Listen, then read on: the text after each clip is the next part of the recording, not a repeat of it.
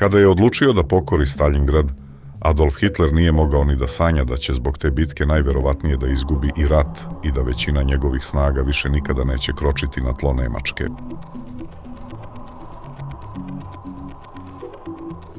Drugog februara 1943. završena je bitka za Staljingrad, bitka na kojoj je gotovo nezaustavljiva mašina Trećeg rajha polomila sve zube.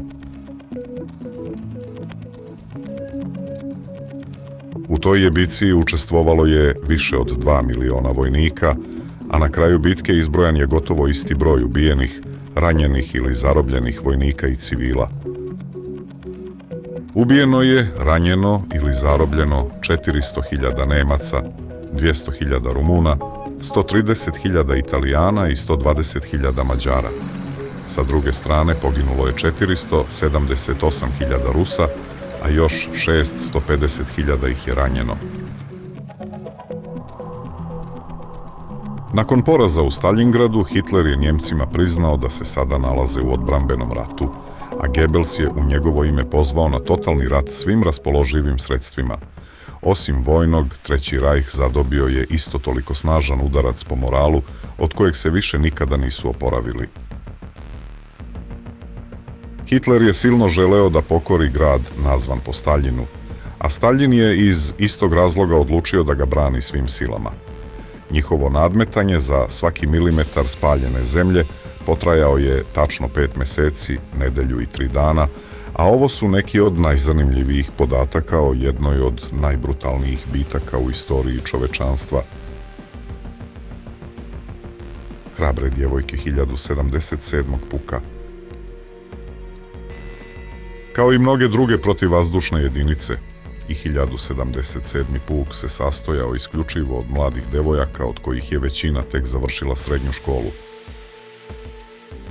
Upravo su one bile zadužene za odbranu Staljingradske fabrike traktora, čija je delatnost promenjena za proizvodnju tenkova, kada je na nju krajem avgusta 1942. godine krenula 16. pancer divizija. S obzirom da nisu imale podršku pešadije, devojke su se snalazile kako su znale sa samo 37 protivvazdušnih topova M1939. Spustile su ih koliko god su mogle i tako su izdržale puna 2 dana. Još odmorni i dobro snabdeveni Nemci na kraju su ih jednostavno preplavili i doživeli pravi šok kada su videli isključivo ženska tela.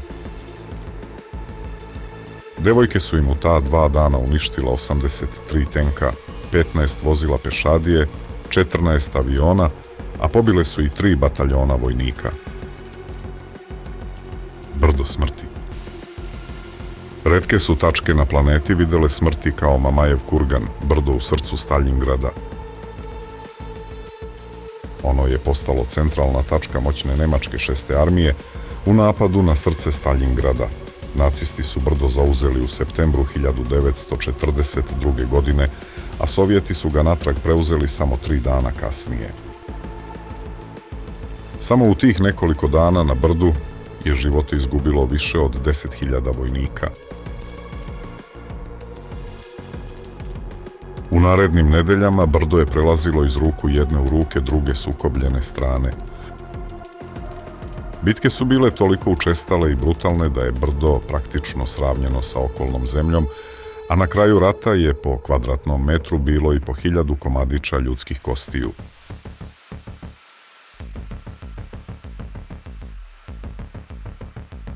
Pavlova kuća. Mlađi narednik Jakov Pavlov imao je samo 24 godine kada je dobio zapovest da vodi napad na zgradu na obali Volge. Zato je dobio 30 ljudi, a kad je uspeo da preuzme zgradu, ostala su samo 4. Iako je pojačanje dolazilo tek za nedelju dana, Pavlov u planu nije imao predaju. Njih 5 pokosili su nekoliko nacističkih jedinica, ali i tenkove pomoću topa postavljenog na samom vrhu. Nakon nedelju dana pridružilo im se još 20 vojnika koji su nemačkim napadima odolevali još 3 meseca. Neki od njih u smenama su izlazili ispred zgrade kako bi pomerali u stranu tela nemačkih vojnika koje su nadolazeće nacističke jedinice počele da koriste kao zaklon.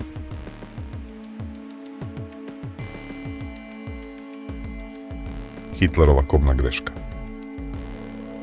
Do 22. novembra Crvena armija je okružila većinu nemačke 6. armije.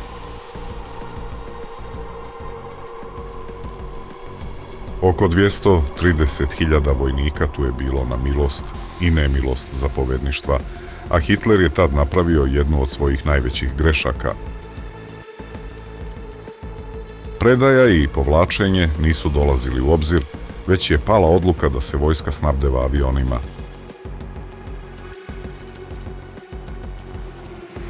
Kako bi 230.000 vojnika moglo da deluje u takvim okolnostima, dnevno je trebalo dostaviti im bar 800 tona opreme i namirnica. Nemci su imali kapacitet za tek 117 tona, a na kraju su uspjeli da prevoze tek 94 tone. Osim što je to bilo manje od osmine onoga što je bilo neophodno, vojnicima su se često slale potpuno beskorisne stvari. Tako im je jednom stiglo 20 tona vodke, a često su dobijali i letnje uniforme, iako su se smrzavali na temperaturama koje su se spuštale i ispod minus 30 Celzijusa. Kanibalizam i desetine hiljada mrtvih konja.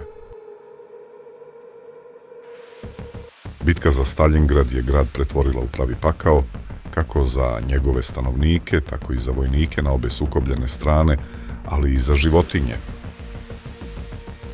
Većina stanovništva je preživljavala na mesu pacova, a očajni su ljudi neretko pribegavali i kanibalizmu. Za vreme bitke ubijeno je i više od 10.000 konja koji su iskorišćeni za hranu. Uza sve to, Nemci su se borili sa ekstremno niskim temperaturama na koje uopšte nisu bili spremni.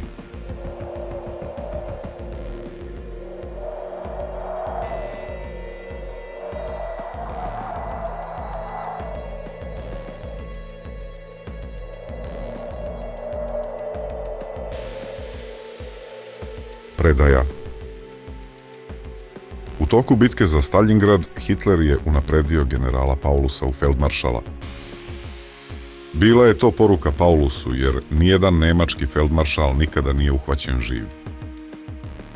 On to, naravno, nije poslušao. Predao se 31. januara, a ostale snage osovine su to učinile 2 dana kasnije.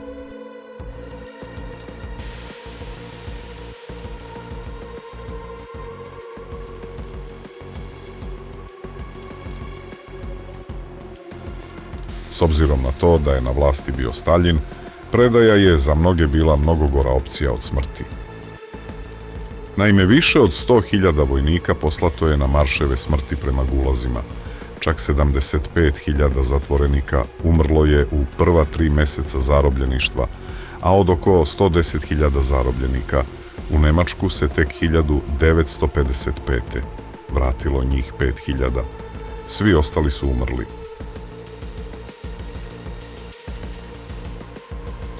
Oko broja stradalih u bici za Staljingrad istoričari se ne slažu u potpunosti, ali tačna brojka je negde između 1 i 2 miliona ljudi. Bitka za Staljingrad tako je postala jedna od najpogubnijih bitaka u istoriji čovečanstva, kao i bitka u kojoj je Hitler polomio zube i počeo da srlja u poraz. Kada je bitka završena, Staljingrad više nije bio grad, bio je kostur civilizacije. Od 40.000 zgrada stajalo je manje od 300. Ulice su bile zatrpane tijelima, ruševinama i spaljenim tenkovima. Zima 1943. donijela je tišinu, ali to nije bila tišina mira, već tišina mjesta koje je izgubilo preko 1.000.000 duša. Preživjeli su živjeli u podrumima, ruševinama i improvizovanim skloništima. Voda se donosila iz Volge kroz zone još pune mina.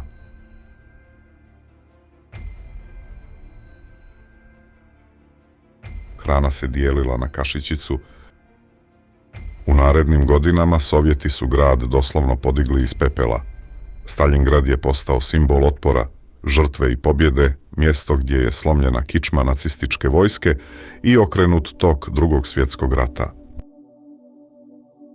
Iz pakla ruševina rodio se novi grad, Volgograd.